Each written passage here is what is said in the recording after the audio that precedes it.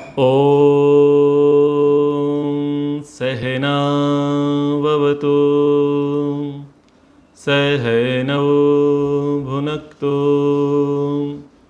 सह वीर्यं करवावहै तेजस्विनावधीतमस्तु मा विद्विषावहै। ओम शांति शांति शांति। महाभारत उपदेश श्रृंखला में आप सभी का स्वागत है। वन पर्व के अंतर्गत हम यक्ष युधिष्ठिर संवाद को देख रहे हैं। कल का प्रसंग चला था कि सुख किस में है, प्राप्ति में सुख है या त्याग में सुख है। बहुत सारे लोगों का या संसार के लोगों का दृष्टिकोण रहता है किस में सुख है, प्राप्ति में सुख है। और वैसे ही जो प्राप्ति करके बहुत दुखी हो गए हैं, जिनको लगा कि बहुत प्राप्त कर लिया और हाथ में तो कुछ भी नहीं आया, तो उनको लगा कि त्याग देते हैं, तो उन्होंने त्याग में सुख ढूंढने का प्रयास किया। शास्त्र ने दोनों की समस्याओं को सुलझाते हुए कहा कि त्यागना है तो मान को त्याग दो, अभिमान को त्याग दो, महत्वाकांक्षा को त्याग दो। अगर इसे आप त्याग दोगे तो आप सुखी हो जाओगे। त्यागना है तो क्रोध को त्याग दो, और क्रोध को त्याग दोगे तो आप सुखी हो जाओगे। त्यागना है तो काम भाव को त्यागो, अर्थवान हो जाओगे। और त्यागना है तो लोभ को त्यागो, सुखी हो जाओगे। तो अंतिम प्रसंग जो है, लोभम हित्वा सुखी भवेत, लोभ को त्याग कर मनुष्य सुखी हो जाता है। जब व्यक्ति लोभ करता है तो तब वो दुखी होता है क्या? वो दुखी थोड़ी होता है। उसको लोभ में क्या दिखाई देता है? सुख। वस्तु का लोभ, व्यक्ति का लोभ, साधनों का लोभ। लोभी प्रकृति का अगर कोई व्यक्ति है तो क्यों है? आपको लगता है कि ये लोभी है, उससे तो पूछो वो लोभी है भी या नहीं। उसका दृष्टिकोण ऐसा है कि वो बचाने वाला है, बचाने वाला, सेविंग करने वाला है। वो व्यर्थ खर्च करने वाला नहीं है। वो एक एक वस्तु, एक एक पाई की वैल्यू समझता है, कीमत समझता है, और वो ज़्यादा प्राप्त करने की इच्छा रखता है। अपने भविष्य के लिए संजोए रखना चाहता है। आने वाली पीढ़ी जो है, भावी पीढ़ी के लिए वो कुछ बचा करके रखना चाहता है। लेकिन आप ये कह रहे हैं कि वो लोभी है। ये व्यक्ति क्रोधी है, ये व्यक्ति लोभी है, ये व्यक्ति अहंकारी है।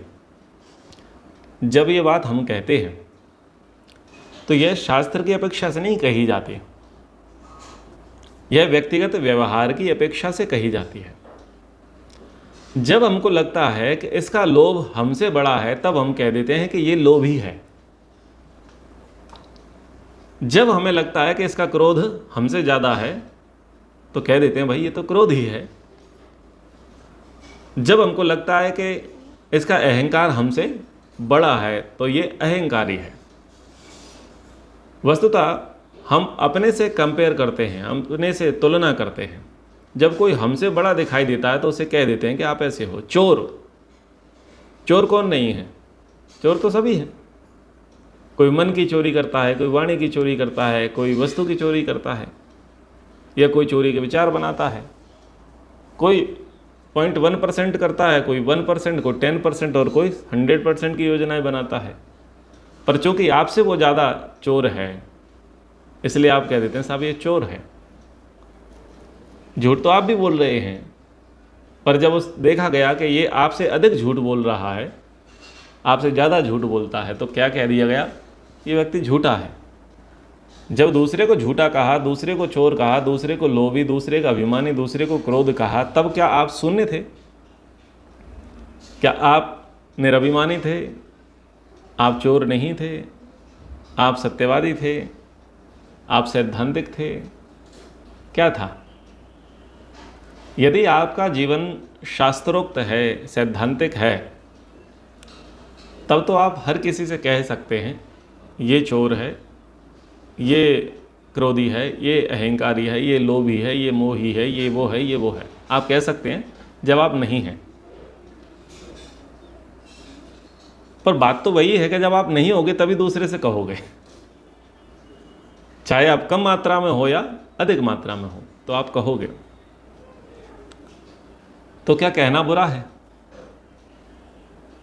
कहना तो बुरा नहीं है, बताना है कि भाई ये हम में थोड़ा आगे है। सज्जन कब कहा? जब हमको सज्जनता उसमें अधिक दिखाई दी, ये व्यक्ति सदाचारी है, ये व्यक्ति ब्रह्मचारी है, ये व्यक्ति सरल है, ये व्यक्ति विनम्र है। ये कब कहा? तब कहा जब वैसे हम नहीं थे, तभी तो कहा कि हमसे ज़्यादा सरल, हमसे ज़्यादा विनम्र, हमसे ज़्यादा सदाचारी। तो यह एक सामाजिक दृष्टिकोण चलता है, व्यक्ति स्वयं से कंपैरिजन करके और अगले को, सामने वाले व्यक्ति को उस प्रकार का टैग दे देता है, उस प्रकार की उपमा उपाधि दे देता है। लेकिन जब लोभ होता है, जब उसके विपरीत परिणाम देखे जाते हैं, तब हल्ला मचाया जाता है। और यहाँ पर हल्ला इस बात का मचाया जा रहा है कि व्यक्ति लोभ तो कर रहा है, पर इस लोभ से इसको केवल दुख हो रहा है, तो उससे कहा जा रहा है कि तू इस लोभ को छोड़ दे और तू सुखी हो जाएगा। जबकि कहने वाला भी कहीं ना कहीं थोड़े अंशों में लोभी वो भी है, परंतु उसके लोभ से वैसी हानि नहीं होती दिखाई दे रही जैसी सामने वाले की होती हुई दिखाई दे रही है। फिर सामने वाले को आईना दिखाया जाता है कि भैया आप लोभी हैं, हेतु प्रस्तुत किए जाते हैं, प्रमाण दिए जाते हैं और कुछ साक्ष्य प्रस्तुत किए जाते हैं। फिर थोड़ा थोड़ा वो रियलाइज़ करता है, हाँ हम लोभी हैं और ये हमसे अपराध हो रहा है, ये गलतियाँ हो रही हैं, ये दुख, ये मोह हमसे जा नहीं रहा है, हम परेशान हैं। तो फिर वो पूछता है कि बताओ इस लोभ से कैसे हटें। ऐसे क्रमशः चर्चाएं चलती हैं और चिकित्साएं करी जाती हैं, व्यक्ति को छुड़ाने का प्रयास किया और कराया जाता है। पर शास्त्र के वचनों को हम सीधा सीधा मान करके चलें कि चाहे छोटे अंशों में क्रोध करने वाला हो या बड़े अंशों में क्रोध करने वाला, चाहे छोटे अंशों में लोभ करने वाला हो या बड़े अंश में लोभ करने वाला हो, चाहे छोटे अंश में अभिमान करने वाला हो या बड़े अंश में अभिमान करने वाला हो, वो दुखी होगा ही, वो परेशान होगा ही, वो लज्जित होगा ही, वो शोक में पड़ेगा ही। इसलिए शास्त्र की बातों को ध्यान में रखते हुए 1% से लेकर के 100% वाले सबके लिए नियम बनता है कि आप इनको ना करें। ये निषेध है, निषेधात्मक वचन है, ये विधि नहीं है। विधि नहीं है कि ये करो, यहाँ पर कहा है कि ये मत करो। तो क्या निषेध कर दिया है कि मान को त्याग दो, चाहे 1 रुपये की इच्छा हो या करोड़ की। 1 मिनट मंच पर चढ़ना चाहते हो या मंचों पर ही बैठना सोना चाहते हो, अगर मान के अभिलाषा है तो भाई छोड़ दो, सुखी हो जाओगे। क्रोध छोटा हो या बड़ा, परिणाम में शोक दुख लेकर के आएगा, छोड़ दो। ऐसे ही जो काम भाव है वो आपको अर्थ से शून्य बना देगा, इसलिए उस भाव को भी आप छोड़ दो। अंत में कहा कि लोभ को त्याग करके व्यक्ति सुखी हो जाता है। कुछ व्यक्तियों का लोभ व्यक्तिगत होता है और कुछ व्यक्तियों का लोभ समष्टिगत होता है।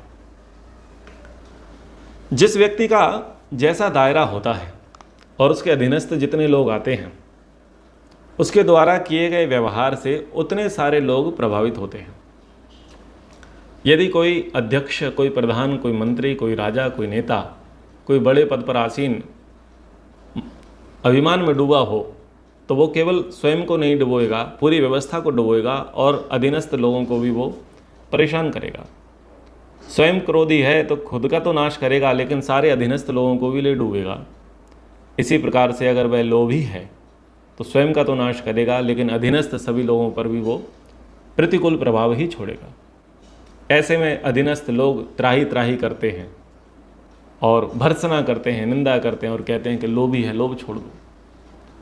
महाभारत में कौन लोभी है? महाभारत में धृतराष्ट्र लोभी है, महाभारत में दुर्योधन लोभी है, जिसकी सबसे ज़्यादा निंदा करी जा रही है, जिसकी सबसे ज़्यादा भर्त्सना करी जा रही है। पर क्या लोभ पांडवों के भीतर नहीं है? क्या लोभ कुरुवंश के पूर्वजों में नहीं था? था, पर उसका प्रभाव जो है सामाजिक कम था, समष्टिगत कम था। यहाँ जो लोभ है वो पूरी मानव समुदाय को ले डूबने वाली स्थिति में आ गया है, और ये लोभ जो है भविष्य में महाभारत युद्ध कराएगा। इसलिए कहा जा रहा है कि ऐसे लोभ से बचो। पाप का बाप किसे कहा गया है? सब उपदेशक कहते हैं पाप का बाप लोभ है। बाबा तुलसी ने कहा, काम क्रोध मद मोह लोभ सब नाथ नरक के पंथ। नरक के रास्ते हैं काम, क्रोध, मद, मोह, लोभ, 5 चीजें हैं, और इससे व्यक्ति नरक की ओर जाता है। लेकिन ये बढ़ते कब हैं? काम, क्रोध, मद, मोह, लोभ कब बढ़ते हैं? जब तमोगुण बढ़ता है। और जब तमोगुण बढ़ता है, रजोगुण सत्वगुण दब जाता है, ऐसे में वह तामसिक व्यक्ति इस धुन में रहता है कि मुझे अपना जो वेग है, जो प्रवाह है, उसे ही पूरा करना है। कामी व्यक्ति अपने काम को पूरा करना चाहता है, क्रोध ही क्रोध को, मोह ही मोह को, मद में चूर मद को, और लोभी व्यक्ति लोभ को पूरा करना चाहता है। और यदि वो पूरा नहीं कर पाएंगे, यदि कोई व्यक्ति उसमें बाधा डालेगा, तो ये उसके प्राण लेने के लिए तत्पर हो जाएंगे। आपको पहले बताया कक्षाओं में कि जो किलर होते हैं, हत्यारे होते हैं, लुटेरे होते हैं, ये कोई खीर पी करके नहीं आ रहे होते हैं, ये कोई गाय का दूध पी करके नहीं आ रहे होते हैं, ये कोई शंख पुष्पी ब्राह्मी पी करके नहीं आ रहे होते हैं, ये शराब पी करके आ रहे होते हैं, ये सिलोचन, ड्रग्स, अफीम, गांजे का नशा करके आ रहे होते हैं। क्यों? इससे तमोगुण बढ़ता है, और इस हद तक बढ़ता है कि व्यक्ति इधर उधर नहीं देख पाता, इनको केवल टारगेट दिखाई देता है, अपना लक्ष्य दिखाई देता है, और लक्ष्य को पूरा करने के लिए ही ये पूर्ण रूप से तैयार हो जाते हैं, और ये परिणाम की ओर नहीं देखते कि इसका परिणाम क्या निकलेगा। उनको केवल एक ही परिणाम दिखाई देता है कि यदि हमने ये नहीं किया तो हमारा जीवन खराब है। तो अपने अभिमान की पूर्ति के लिए, अपने अहंकार की पूर्ति के लिए वो लोभ में, यानी वो तमोगुण में इतने बढ़ जाते हैं, और उस कार्य को करने में ही वो अपने जीवन को धन्य मानते हैं। जब वो कार्य कर रहे होते हैं तो वो जो भय, लज्जा, शंका की स्थिति है, जो ईश्वर की ओर से एक सूचना आती है, संवेदनाएं आती हैं कि ये कार्य गलत है, क्योंकि तमोगुण का लेवल, तमोगुण का ग्राफ, तमोगुण की मात्रा बहुत ज़्यादा बड़ी हुई होती है, इसलिए वो भय, लज्जा, शंका कभी पकड़ में नहीं आती, समझ में नहीं आती। भय, लज्जा, शंका तो तब समझ में आए जब रजोगुण या तो सत्वगुण हो, उस स्थिति में जल्दी पकड़ में आए। तमोगुण में क्या पता चले? तमोगुण क्या है? शून्यता है। जहाँ बुद्धि काम करना बंद कर दे, उसी को तो तमोगुण कहते हैं, मूर्ता जैसे आ जाए। तो इसीलिए जो किलर लोग होते हैं, ये सब लोग होते हैं, इनको पहले टारगेट दे दिया जाता है, फोटो दिखा दिया जाता है, व्यक्ति बता दिया जाता है, कान भर दिए जाते हैं, और फिर पिलाया जाता है, और फिर वो चल पड़ते हैं उसी मद में, उसी जोश में चल पड़ते हैं। करते समय वो बिल्कुल दया लेकर के नहीं आते, वो क्रूर व्यवहार करते हैं, और करके वो प्रसन्न होते हैं, उनको बड़ा अच्छा लगता है, उनको लगता है कि हमने बड़ी वीरता का कार्य कर दिया। क्यों? तमोगुण में डूबे हुए। जब नशा उतरता है, जब तमोगुण हटता है, रजोगुण आता है, तब उनको पता चलता है कि हमने क्या किया है। फिर वो पछताते हैं, रोते हैं, ये सारी चीज़ें होती हैं। तो ये काम, क्रोध, मद, मोह, लोभ जो है, ये जो बढ़ते हैं, ये किससे होते हैं? तमोगुण से बढ़ते हैं। और तमोगुण से प्रभावित जो कर्म हैं वही नरक को लेकर के जाते हैं। हमारे शरीर में इन 5 में से एक भी तत्व का जो ग्राफ बढ़ता है वो तमोगुण के प्रभाव से बढ़ता है। इसलिए चिकित्सा की दृष्टि से वहाँ पर रजोगुण और सत्वगुण का प्रयोग लिखा है। कैसे लिखा है? बस एक छोटा सा उदाहरण दे दूँ। कोई गुस्सा करे तो क्या कहते हैं? इसके ऊपर एक बाल्टी पानी पटक दो ठंडा,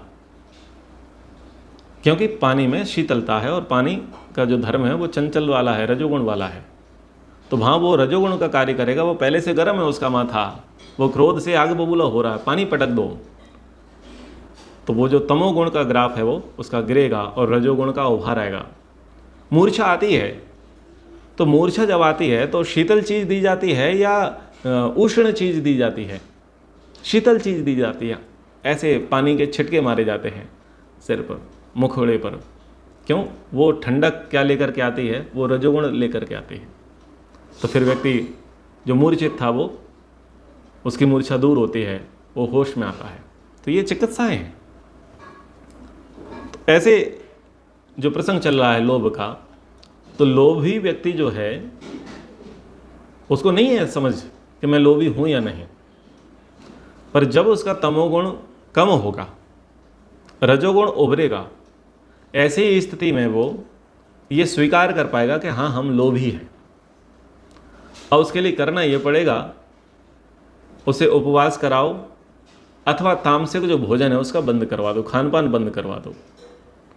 जो तमोगुण के कण उसके शरीर में जब तक विद्यमान रहेंगे, जो भोजन के रूप में या जल के रूप में लिए हैं, ठोस या द्रव्य रूप से जो लिए हैं, वो जब तक शरीर में रहेंगे तब तक तमोगुण का प्रभाव रहेगा। और 24-48 घंटे बाद वो नष्ट हो जाएंगे या मलमूत्र के माध्यम से निकल जाएंगे। फिर उसको रजोगुण के या सत्वगुण के पदार्थ पिलाए जाएं, एक अच्छे एनवायरनमेंट में, हरियाली में रखा जाए, पेड़ के नीचे शीतल छाया में रखा जाए, अच्छे परिवेश में रखा जाए, तो फिर आप उसे कुछ समझा सकते हैं और वो कुछ समझने का प्रयास कर सकता है। उसे खीर खिलाओ, उसे दूध पिलाओ, उसे घी खिलाओ, उसे हरी सब्जियां खिलाओ, क्योंकि वो मांस खाए बैठा था पहले। तो तामसिक व्यक्ति को क्या ही समझ में आने वाला है? आपको उसका तमोगुण का ग्राफ जो है वो नीचे दबाना पड़ेगा और रजोगुण और सत्वगुण उभारना पड़ेगा, तब वो आपकी बात समझ पाएगा। और फिर उसको समझाया जाएगा कि लोभ को त्याग दो।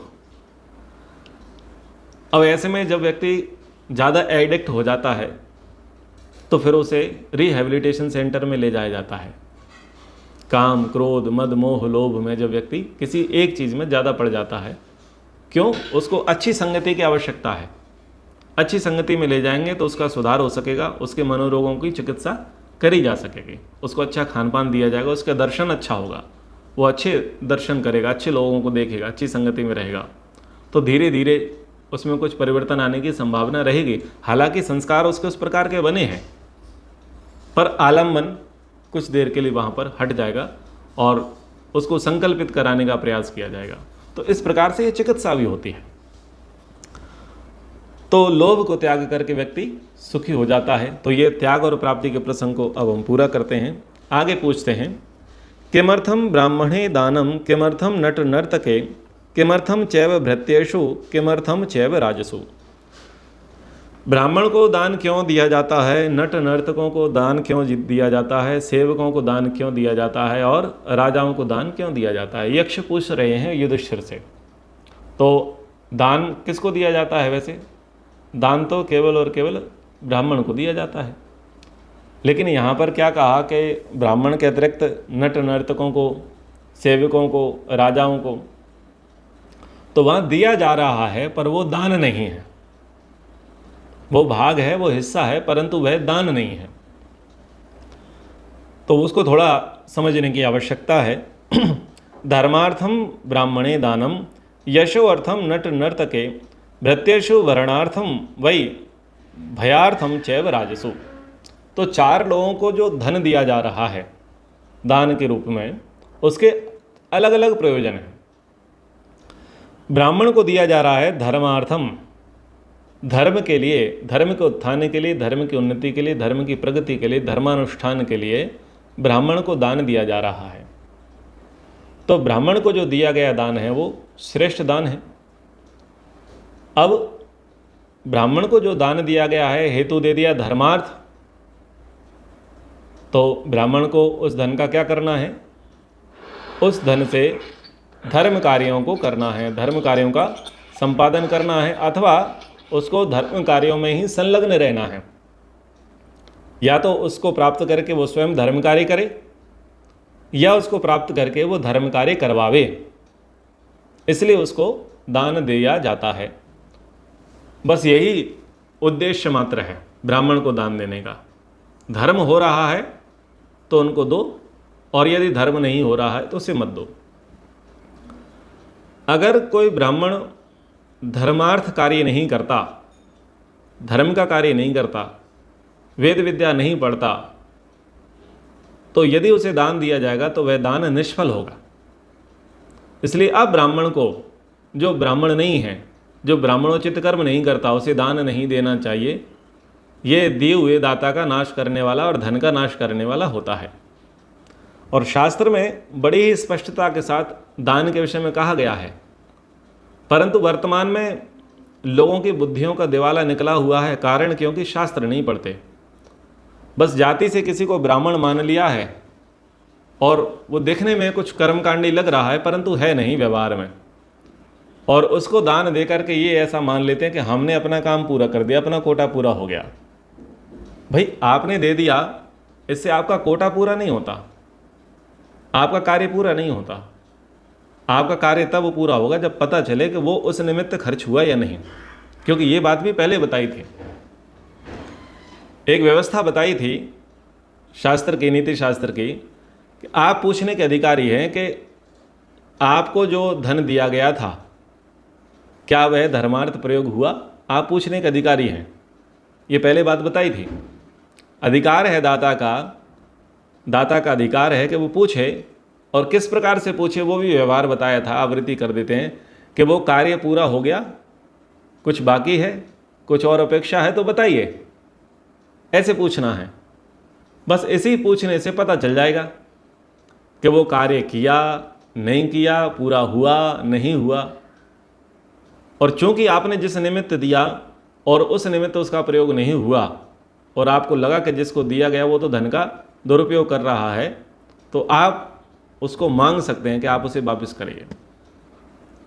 जबकि दान के लिए क्या कहा गया है कि बाएं हाथ से दो और दाएं हाथ को पता न चले, या दाएं हाथ से दो तो बाएं हाथ को पता न चले। इसका मतलब क्या है?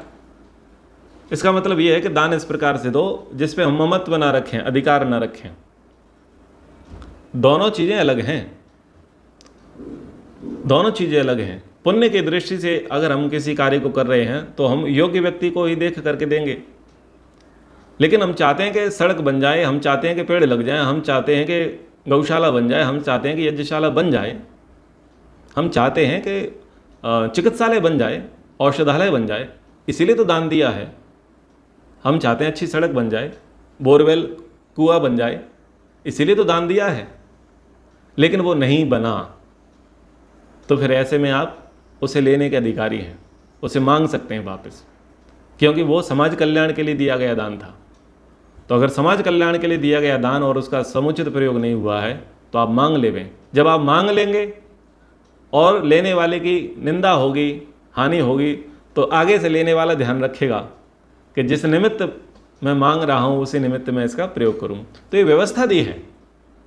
मतलब दान के विषय में एक दो पाठ पढ़ने मात्र से काम नहीं चलता, दान के विषय में बहुत व्यापक बातें करी गई हैं। ये भी कहा गया है कि सीधे हाथ से दो और बाएं हाथ को भी पता ना चले, पर वो प्रसंग अलग है। और ये भी कहा गया है कि आप पूछ सकते हैं, और ये भी कहा गया है कि धर्मार्थ दो, और ये भी कहा गया है कि उपात्र को मत दो, और ये भी कहा गया है कि गलत को दिया तो तुम्हारा नाश पहले होगा। तो दान जो विषय है वो अपने आप में बहुत बड़ा विषय है। इस पर जब मनुस्मृति की कक्षाएं ली थीं प्रतिग्रह के प्रसंग में, तब वहाँ विस्तृत चर्चाएं करी थीं। तो ब्राह्मण के लिए धर्मार्थ दान दिया जाएगा। धर्म के कार्य हों, संपादन हो, उसके लिए ब्राह्मण को दान दिया जाएगा। ब्राह्मण धर्म कार्य में संलग्न है, धार्मिक है, तो उसे दान दिया जाएगा। नट नर्तकों को क्यों दिया जाता है? यशोर्थम नट नर्तके, चूँकि वो कौन है? प्रशंसक हैं, चारण भाट हैं, नाचने गाने वाले हैं, जी हुजूरी करने वाले हैं।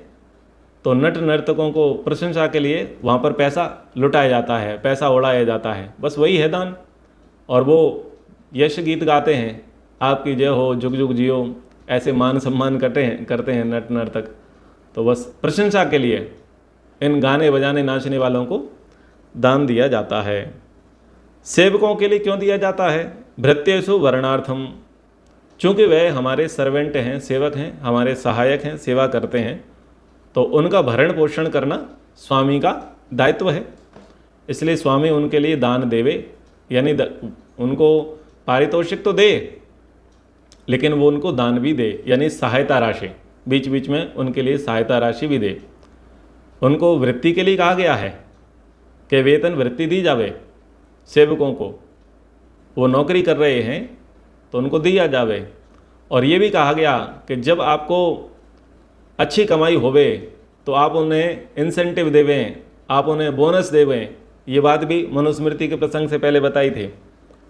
और यदि वो किसी कारण से सहायता की अपेक्षा रखते हैं तो फिर यहाँ पर उनको दान देवें। सेवक हैं आपके, उनको फीस भरनी है, बच्चों का विवाह करना है, चिकित्सा करानी है, माता पिता स्वस्थ हैं, तो स्वामी को चाहिए कि उनको कुछ दान देवें, कुछ सहयोग देवें। पर वो किस में नहीं आएगा? वो सैलरी में नहीं आएगा, चूँकि दान है। सहयोग जो है वो कहीं मापा नहीं जाएगा, कहीं आंका नहीं जाएगा, कहीं पर लिखा नहीं जाएगा, वो सहयोग है।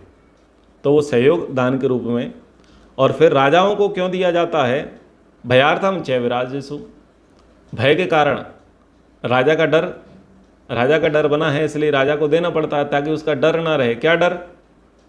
भाई संपत्ति का ऑडिट कराओ, जांच कराओ, पैसा कहाँ से आ रहा है, कहाँ जा रहा है। तो कर, उसे टैक्स दिया जाता है, राजा को टैक्स दिया जाता है, तभी तो राजा सुरक्षा करता है जान माल की। मनु ने इस बात को कहा कि राजा की आवश्यकता क्यों पड़ी? बोले सुरक्षा के लिए पड़ी। राजा का काम क्या है? जान माल की सुरक्षा करना, लॉ एंड ऑर्डर बनाए रखना। प्रशासन को सुव्यवस्थित रूप से चलाने के लिए राजा की आवश्यकता पड़ी। अब राजा चूंकि हमारे जान माल की व्यवस्था करेगा, भरपाई करेगा, अन्यायी लोगों को दंड देगा, न्यायी लोगों पर दया करेगा, अच्छी व्यवस्थाएं बनाए रखेगा, इसलिए उसे कर दिया जाता है, टैक्स दिया जाता है।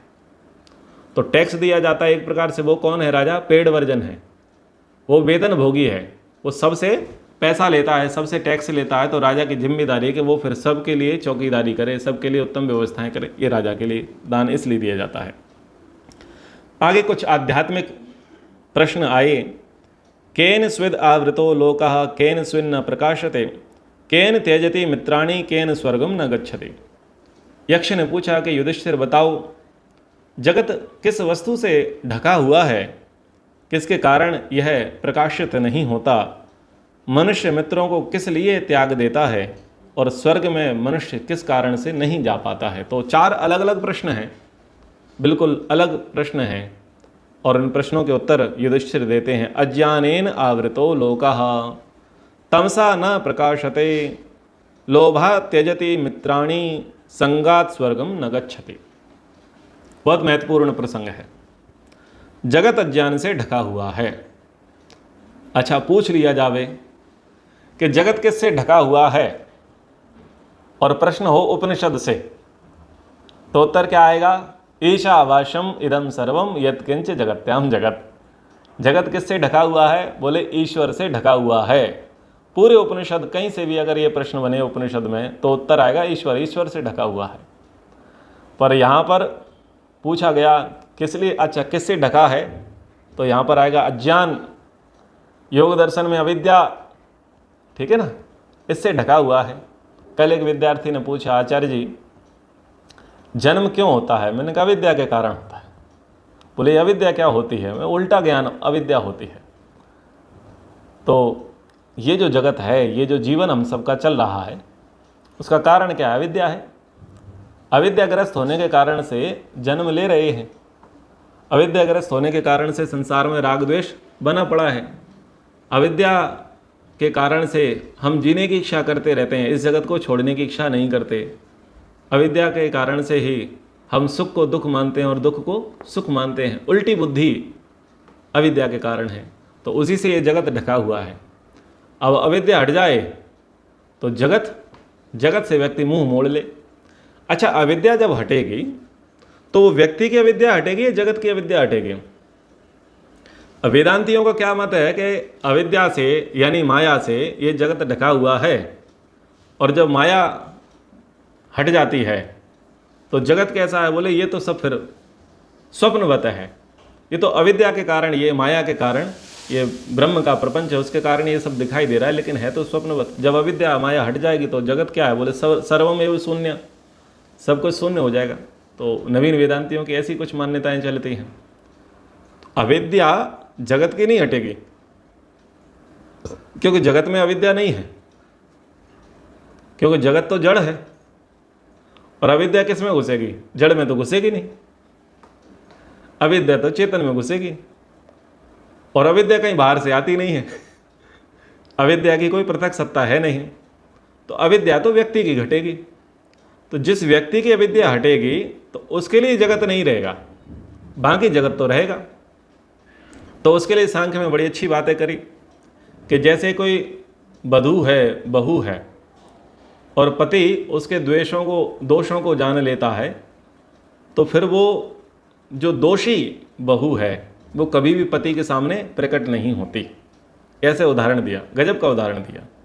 तो चूंकि जो विद्या में हो चुका है और जिसने अविद्या को जान लिया, अविद्या के दोष जान लिए, तो उसने अविद्या को दूर कर दिया। तो फिर वो प्रकृति जो है उसके लिए जगत निर्माण का कार्य नहीं करती, उसके लिए सांसारिक व्यापार नहीं करती। बोले अब इसके सामने नहीं जाना, ऐसे अलंकारिक रूप से कहा। तो अविद्या जो हटेगी वो व्यक्ति की हटेगी, वो संसार की अविद्या नहीं हटेगी। संसार में तो अविद्या रहेगी दूसरे लोगों के पास, और वो अविद्याग्रस्त लोग ये कहेंगे भाई तुम कहाँ जा रहे हो, हमें तुम्हारे बगैर बुरा लग रहा है। वो सारे अविद्याग्रस्त व्यक्ति सोने की सांकर आपके पैरों में बांधेंगे और आपको जाता हुआ देख करके खुद छाती फाड़ेंगे। तो ये अविद्याग्रस्त लोगों के लक्षण हैं। पहला ये है कि आप संसार से निकल सकते नहीं, ये अविद्या का पहला लक्षण है।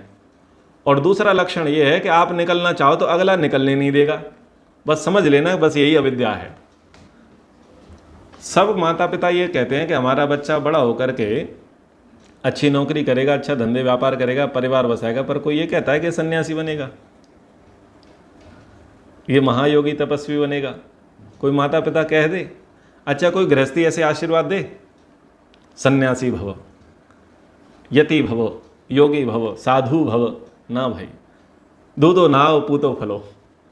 अविद्याग्रस्त ही उनके जो है क्या होंगे, अविद्याग्रस्त ही आशीर्वाद होंगे, अविद्याग्रस्त ही उनकी लालसाएं इच्छाएं होंगी।